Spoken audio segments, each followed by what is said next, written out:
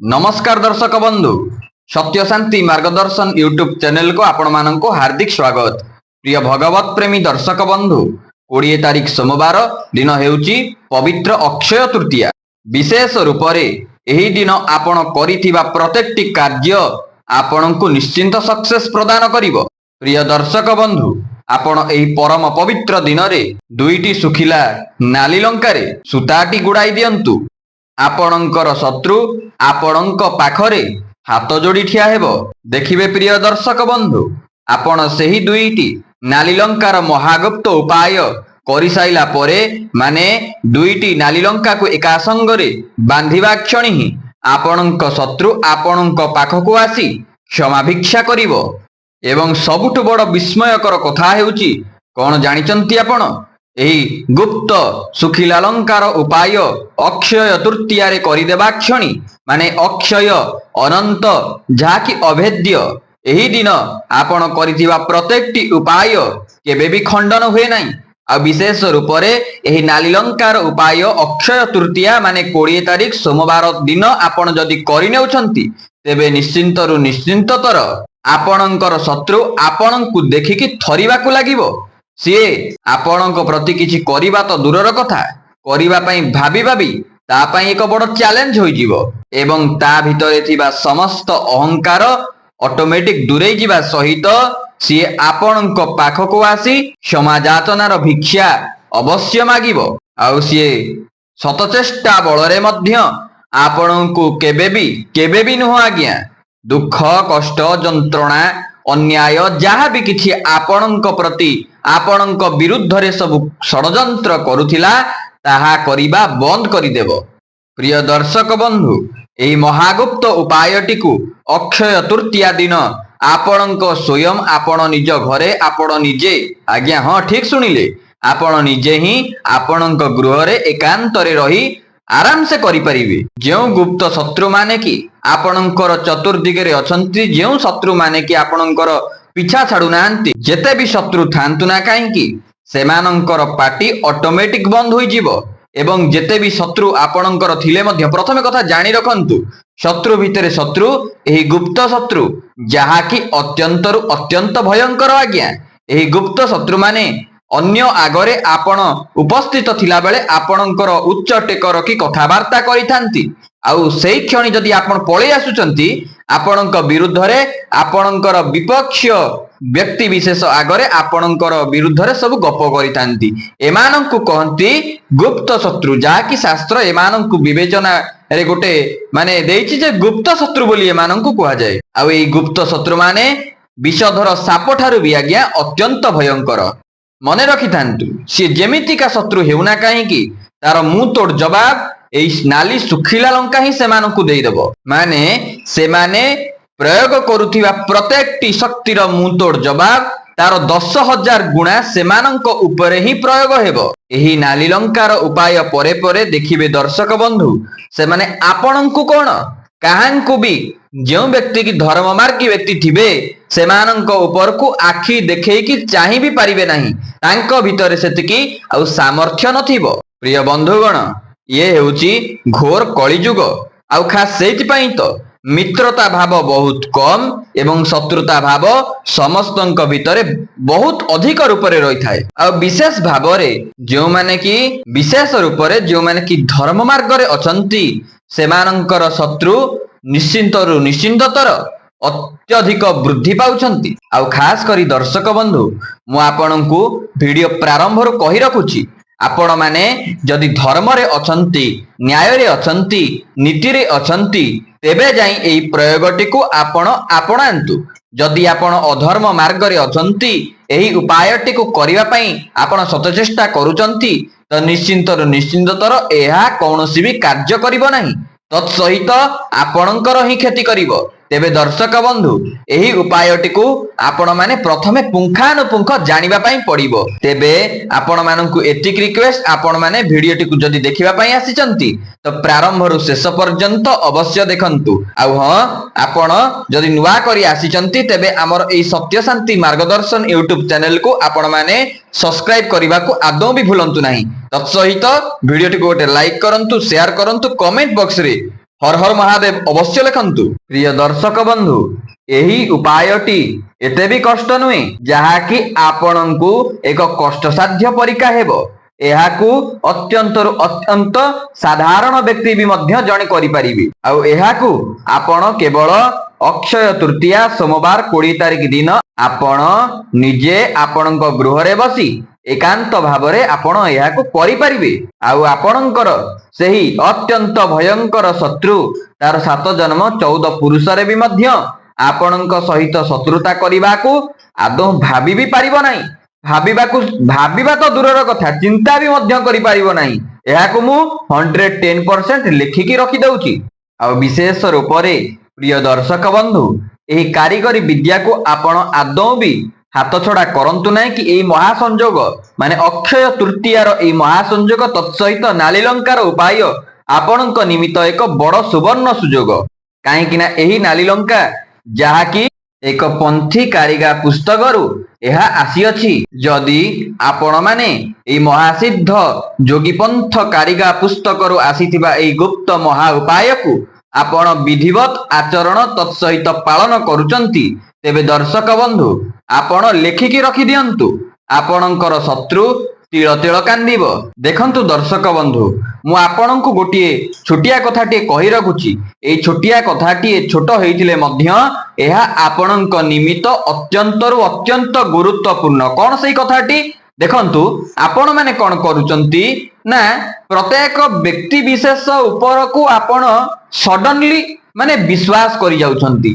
माने जदि आपण गोटिए दिनहीन लोक को मध्य देखुचंती, आपण एते माने मेल्ट हे जाउचंती तांको प्रति, जद्वारा कि एई गोटा ही आपणଙ୍କ निमित्त क्षतिग्रस्त करौछि एवं एहा मध्य गोटे चाक्षुष प्रमाण सहित।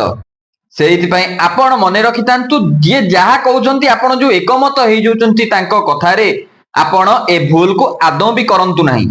आउ खा सेइथिपई तो मु आपणଙ୍କୁ गोटिए कथा कहि रखुची। भागवत रे गोटिए बाणी कहा जाईछि, बुद्धि विचारी काम कले प्रमाद न पड़ईटी भले। जदि आपण बुद्धि विचारी कर्म करूचंती तेबे आपणଙ୍କୁ विपद बा आपणଙ୍କ पाखକୁ विपद केबे बिली आसी परिबो नाही। आउ ठीक सेमिति प्रिय दर्शक बंधु, मैं उदाहरणटी काहेकि देली, काहेकि ना आपणଙ୍କର शत्रु आपणଙ୍କ विरुद्ध रे कोन सब षडयंत्र करूची ताहाको आपण हठात बुझी पारंती नाही। सीए जदि आपणଙ୍କୁ पदिए भल कथा कहि देला, सेई भल कथा पदिए रे आपण अत्यंत मोल्ड हो जाती, जद्वारा कि आपण किछि भी करिबाकू डिसिजन नै जानती। आ यह करिबा द्वारा आपण ही हैरान रे पड़थांती। आ आपणकर सेई विपक्ष शत्रु यह ही चाहि थाए जे आपण कोठी हैरान ने पड़ंतु, कोठी समस्या रे सब पड़ंतु, से देखिकी खुशी हेबो। किंतु मने रखिथांतु, एठी गोटिए कथा मु कहि रखुची, आपण ताकू बंधुता भाव रे देखुथिले मध्य किंतु से कोठी ना कोठी आपणଙ୍କ प्रति शत्रुता भावना अवश्य रखि थाए। खाली शत्रुता भावना रखि न थाए, शत्रुवत आचरण मध्य अवश्य से करि थाए। मने रखितांतु दर्शक बंधु, एही सिद्ध कारीगरी विद्याटा केउ मानक ऊपर को प्रयोग करिबा द्वारा से मानक ऊपर प्रभाव पकाई थाए।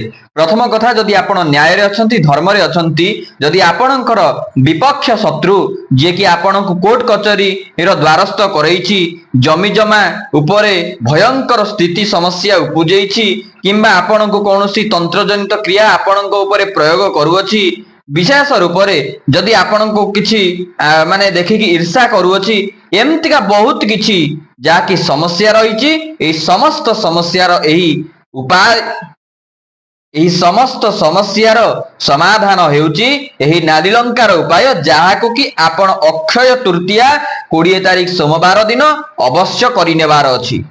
प्रिय दर्शक बंधु, एही अक्षय तृतीया जहाँकि अखंड अनंत, आपण एही उपाय नु जे कौनसी कार्य करिनियंतु ना काहेकि एही अक्षय तृतीया रे आपनको 110% सक्सेस मिली थाए। काहेकि ना एही दिन अत्यंत अत्यंत पॉजिटिविटी जो शक्ति सब ऊर्जामान रहिछि ताहा मर्त्यमंडल रे अवश्य स्थिर भाव रे रहिथांती। आउ एही दिन विशेष रूप रे एही नालीलंकार उपाय करिनेबा क्षणी आपणक शत्रुर मन भितरे थिबा समस्त प्रकार कुश्चित भावना दूरई जीवा सहित समस्त प्रकार समस्या आपणक उपरकू आसुथिबा बड़ बड़ विपद मध्य टळी जाय थाए। ଏବଂ ଆଉ ଗୋଟେ କଥା ମଧ୍ୟ ମନେ ରଖିଥାନ୍ତୁ, ଆପଣ ଏହି ଉପାୟଟିକୁ କରିନେବା କ୍ଷଣି ଆପଣଙ୍କର ସେହି ପରମ ଶତ୍ରୁ ସିଏ ଆପଣଙ୍କ ନିକଟରେ ଆସି ନତମସ୍ତକ ହେବ। ଆଉ ଯେଉଁମାନେ କି ଦିନେ ଆପଣଙ୍କୁ ଅତ୍ୟନ୍ତରୁ ଅତ୍ୟନ୍ତ ଅନ୍ୟାୟ କରିଛନ୍ତି, ଆପଣଙ୍କ ପ୍ରତି ଅତ୍ୟାଚାର କରିଛନ୍ତି, ଅଧର୍ମ ଜନିତ କିଛି କ୍ରିୟାକଳାପ ଆପଣଙ୍କ ଉପରେ କରିଛନ୍ତି, ଯେଉଁମାନେ ଏଥିରେ ସମ୍ପୃକ୍ତ ମଧ୍ୟ ରହିଛନ୍ତି, ସମସ୍ତ ଶତ୍ରୁ ଆପଣ ଯଦି ଏହି ନାଲି ଲଙ୍କାର ଉପାୟ ଅକ୍ଷୟ ତୃତୀୟା ଦିନ କରିନେଉଛନ୍ତି, ତେବେ ବିଶ୍ୱାସ କରନ୍ତୁ ଦର୍ଶକ ବନ୍ଧୁ, ଯେଉଁମାନେ କି ଆପଣଙ୍କୁ ହଇରାଣ ହରକତରେ କରିଛନ୍ତି ସେହିମାନଙ୍କର ଏହି ଦିନଠାରୁ ଦିନ ଗଣିବା ଆରମ୍ଭ ହୋଇଯାଇଥାଏ। ପ୍ରିୟ ଦର୍ଶକ ବନ୍ଧୁ, ଏବେ ଆସନ୍ତୁ ଆମେ ଜାଣିବା ସେହି ମହାଗୁପ୍ତ ଉପାୟଟି କଣ, ଯାହାକୁ କି ଆପଣଙ୍କୁ ଅକ୍ଷୟ ତୃତୀୟା ଦିନ କରିନେବାର ଅଛି। ହଁ, ଏହି ଦିନ ମନେ ରଖିଥାନ୍ତୁ, ମୁଁ ମୁହୂର୍ତ୍ତଟା ବି କହି ରଖୁଛି, ମାନେ କିଛି ବ୍ୟକ୍ତି ବିଶେଷ ଅଛନ୍ତି ସେମାନଙ୍କର ମନରେ ଏକ ଦ୍ୱନ୍ଦ୍ୱ ଉପୁଜୁଥିବ ଯେ ପ୍ରକୃତରେ ଏହି ଉପାୟଟିକୁ ଆମେ କୋଉ ସମୟରେ କରିବା, କୋଉ ସମୟରେ କରିବା ଦ୍ୱାରା ଆମ୍ଭମାନଙ୍କର କରିବାର ଯଥାର୍ଥତା ରହିପାରିବ ଏବଂ ଆମକୁ ସକ୍ସେସ୍ ମିଳିପାରିବ। ତ ମନେ ରଖିଥାନ୍ତୁ ଦର୍ଶକ ବନ୍ଧୁ, ଆପଣମାନେ ଏହି ଉପାୟଟିକୁ ଖାସ କରି ଅକ୍ଷୟ ତୃତୀୟାର ଯେକୌଣସି ବି ମୁହୂର୍ତ୍ତ, ଯେକୌଣସି ବି ସମୟରେ କରିପାରିବେ। କିନ୍ତୁ କରିବା ପୂର୍ବରୁ ମୁଁ କିଛି ନିୟମାବଳୀ କହିଦଉଛି, ସେଇ ନିୟମାବଳୀ ଅନୁସାରେ ଆପଣ ଏହି ଉପାୟଟିକୁ କରିବାକୁ ପଡ଼ିବ। ପ୍ରଥମତଃ ପବିତ୍ରତା। ଦେଖନ୍ତୁ ଦର୍ଶକ ବନ୍ଧୁ, ଆମର ହିନ୍ଦୁ ଶାସ୍ତ୍ରାନୁସାରେ ପବିତ୍ରତା ହେଉଛି ନିତାନ୍ତ ଆବଶ୍ୟକ। ଯଦି ଆମେ କୌଣସି କାର୍ଯ୍ୟ କରୁଛେ ତେବେ ଆମକୁ ପ୍ରଥମତଃ ପବିତ୍ରତାରେ ରହିବା ପାଇଁ ପଡ଼ିବ। ମାନେ ବସ୍ତ୍ର ଆମର ପବିତ୍ରତା ହେଇଥିବ ଏବଂ ଆପଣ ଯୋଉ ଫ୍ଲୋରରେ ଏକାନ୍ତ ରୁମରେ ବସି କରିବେ ସେ ଫ୍ଲୋରଟି ସମ୍ପୂର୍ଣ୍ଣ ରୂପରେ ଗଙ୍ଗା ଜଳ ପଡ଼ି ସିଞ୍ଚନ ହୋଇ ସେ ପୋଛାପୋଛି ହୋଇଥିବ। ଇଏ ହେଉଛି ପବିତ୍ରତାର ପ୍ରଥମ ପାହାଚ। ଏବଂ ଆହୁରି ତ ଅନ୍ୟାନ୍ୟ ଅଛି, କିନ୍ତୁ ଏତିକି ଆପଣଙ୍କୁ ଅତ୍ୟନ୍ତ ରୂପରେ ଆପଣଙ୍କୁ କରିନେବାର ଅଛି। ଏହା ହେଉଛି ଅତ୍ୟନ୍ତ ଆବଶ୍ୟକ ଏହି ଉପାୟ ନିମିତ୍ତ। ଦ୍ୱିତୀୟଟି ହେଉଛି ସରଞ୍ଜାମ। ତ ଦର୍ଶକ ବନ୍ଧୁ, ଆପଣମାନଙ୍କୁ ଏଠି ମୁଁ କହି ରଖୁଛି, ଆପଣମାନେ ଦୁଇଟି ବଡ଼ ବଡ଼ ଶୁଖିଲା ଲଙ୍କା ନିଅନ୍ତୁ। ବଡ଼ ବଡ଼ ଶୁଖିଲା ଲଙ୍କା, ସେଥିରେ ଡେମ୍ଫ ଲାଗିଥିବ, ମାନେ ତାର ଯୋଉ ତାକୁ କହନ୍ତି ହିନ୍ଦୀରେ କହନ୍ତି ଦଣ୍ଡି, ସେଇ ଦଣ୍ଡି ଲାଗିଥିବା ଦୁଇଟି ଶୁଖିଲା ଲଙ୍କାକୁ ଆପଣ ନିଅନ୍ତୁ। ଯେମିତିକି ଦେଖିବେ ସେଇ ଶୁଖିଲା ଲଙ୍କାରେ ଆଦୌ ବି କୌଣସି ପ୍ରକାର ଫଟା ନଥିବ, କୌଣସି ଛିଦ୍ର ନଥିବ। ଚେଷ୍ଟା କରିବେ ତ ଅତ୍ୟନ୍ତ ସଫା ଦୁଇଟି ବଡ଼ ଲଙ୍କା ଆପଣ ଚୟନ କରି ଆଣନ୍ତୁ। ତତ୍ପରେ ଆପଣ ଗୋଟିଏ ନାଲି ସୂତାଟିଏ ଆଣନ୍ତୁ। ଏତିକି ବଡ଼ ସୂତା ଆଣନ୍ତୁ ଯେମିତିକି ସେଇ ଦୁଇଟି ଲଙ୍କାକୁ ବନ୍ଧା ଯାଇ ପାରିବ, 7 ଥର ବନ୍ଧା ହେଇପାରିବ। ସେମିତିକା ବଡ଼ର ଗୋଟେ ସୂତା ଆଣନ୍ତୁ, ଯେମିତି 7 ରାଉଣ୍ଡ ସେଥିରେ ମାନେ ବୁଲି ପାରିବ। ତୃତୀୟ ନମ୍ବର କଥାଟି ହେଉଛି ଆପଣ ଗୋଟିଏ ମାର୍କର ପେନ୍ ଆଣନ୍ତୁ। ଯଦି ହ୍ୱାଇଟ୍ ମାର୍କର ଆଣୁଛନ୍ତି ତ ଭଲ, ମାନେ ସେଥିରେ ସଫା ଦେଖାଯିବ। ଆଉ ଯଦି ଆପଣ ମାନେ ବ୍ଲାକ୍ କଲର ମାର୍କର ଆଣୁଛନ୍ତି ତେବେ ତାହା ମଧ୍ୟ ଉତ୍କୃଷ୍ଟ। ମୋ ମତରେ ଆପଣ ମାର୍କର ଆଣନ୍ତୁ, ସବୁଠୁ ଏହା ଉତ୍କୃଷ୍ଟ ରହିବ। ଯଦି ଆପଣ ପେନ୍ରେ ଲେଖୁଛନ୍ତି ତାହା ତ ଦେଖାଯିବ ନାହିଁ, ଆଉ ପେନ୍ ଅତି ସରୁ ମୁନ, ଯଦ୍ୱାରା କି ଛିଦ୍ର ମଧ୍ୟ ପଳେଇ ଆସିପାରେ ଲଙ୍କା ଉପରେ। ତ ସେଇଥିପାଇଁ ମୁଁ ଆପଣଙ୍କୁ କହୁଛି ଆପଣ ମାର୍କର ୟୁଜ କରନ୍ତୁ। ଏବଂ ଗୋଟିଏ ଆସନକୁ ଆପଣ ଆଣନ୍ତୁ। ତ ଦର୍ଶକ ବନ୍ଧୁ, ଆପଣ ମାନେ ଏଠି କଣ କରିବେ, ତ ଆପଣ ଏତିକି ସରଞ୍ଜାମ ଆଣି ସାରିଲା ପରେ ଆପଣ ଏକ ଏକାନ୍ତ ରୁମକୁ ଆପଣ ଚୟନ କରନ୍ତୁ, ଯୋଉ ରୁମ କି ଆପଣ ତାର ସେଇ ଫ୍ଲୋର ସବୁ ପୋଛାପୋଛି କରିଥିବେ ଗଙ୍ଗା ଜଳ ପକେଇ। ତାପରେ ଆପଣ ଗୋଟିଏ ଆସନ ପକାନ୍ତୁ, ଆସନ ଉପରେ ବସନ୍ତୁ। ଦକ୍ଷିଣ କିମ୍ବା ଆସନ ଉପରେ ବସି ସାରିଲା ପରେ ଆପଣ କୋଉ ମୁଖକୁ କରି ବସିବେ ନା ପୂର୍ବ କିମ୍ବା ଉତ୍ତର ମୁଖ କରି ଆପଣ ବସନ୍ତୁ। ବସି ସାରିଲା ପରେ ଦୁଇଟି ଲଙ୍କା ନିଅନ୍ତୁ। ଯୋଉ ଦୁଇ ଲଙ୍କାରେ ମୁଁ କହିଛି ଆପଣଙ୍କୁ, ସେଇ ଦୁଇ ଲଙ୍କାକୁ ଆପଣ ଧରିବେ। ପ୍ରଥମ ଲଙ୍କାଟିରେ ଆପଣଙ୍କର ଶତ୍ରୁ ନାଁ ଲେଖନ୍ତୁ। ଯଦି ଆପଣ ଚେଷ୍ଟା କରିବେ ଦୁଇଟି ଲଙ୍କାରେ ଦୁଇଟି ଶତ୍ରୁ ନାଁ ଲେଖନ୍ତୁ, ତାଠାରୁ ଅଧିକା ଆଉ ଲେଖିପାରିବେ ନାହିଁ। ଲେଖିଦେଲେ କଣ ହେବ ନା ତାହା ଖଣ୍ଡିତ ହୋଇଯିବ।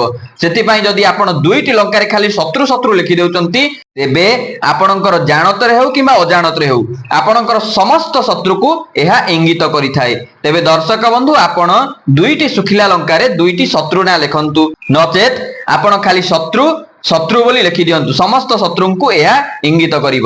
ତତ୍ପରେ ଆପଣ କଣ କରିବେ ନା ଆପଣ ନେଇଥିବା ସେହି ଦୁଇଟି ନାଲି ଲଙ୍କାର ତା ସହିତ ଆପଣ ଗୁଡେଇବା ପାଇଁ ନେଇଥିବା ଯୋଉ ସୂତା, ସେଇ 7 ପରସ୍ତ ଗୁଡଉଥିବେ ଏବଂ କହୁଥିବେ ଗୋଟିଏ ମନ୍ତ୍ରଟିଏ ଆପଣଙ୍କୁ କହିବାକୁ ପଡିବ। ସେ ମନ୍ତ୍ରଟି କଣ ନା ମମ ଶତ୍ରୁ ହନ ହନ ସ୍ୱାହା। ଆପଣ ଯେତେବେଳେ ଲଙ୍କା ଉପରେ ସେହି ସୂତାର ପରସ୍ତଟିକୁ ଗୁଡ଼ଉଥିବେ, ଆପଣ ଏହି ମନ୍ତ୍ରଟିକୁ ଉଚ୍ଚାରଣ କରୁଥିବେ, ମମ ସମସ୍ତ ଶତ୍ରୁ ହନ ହନ ସ୍ୱାହା କହିକି ଗୁଡ଼ଉଥିବେ। 7 ପରସ୍ତ ଯେତେବେଳେ ହେଇଯିବ, ତାକୁ ଆପଣ କଣ କରିବେ ନା ଏମିତି ଏକ ମାନେ ଜାଗାରେ ରଖିବେ ଯାହାକୁ କି ତାକୁ ଆଉ ଯେମିତି ଆପଣ ନ ଛୁଅନ୍ତି।